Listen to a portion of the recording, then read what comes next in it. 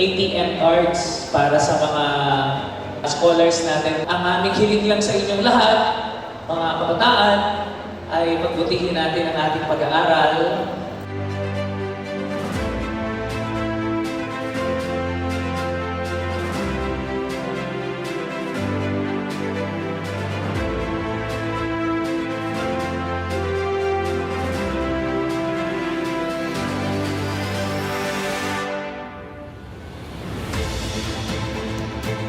Sa ngayon po, kabataan po na kayo, tanggap tayo ng scholarship assistance.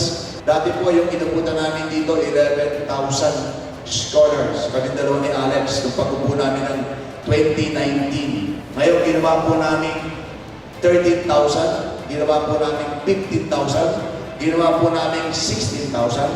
At by the next year, 18,000 na ang tatanggapin namin because napakarami po nag-a-apply ng scholarship program sa PGB. Maraming salamat po sa inyo lahat. At mag-ingat po kayo. Salamat sa panalangin ninyo.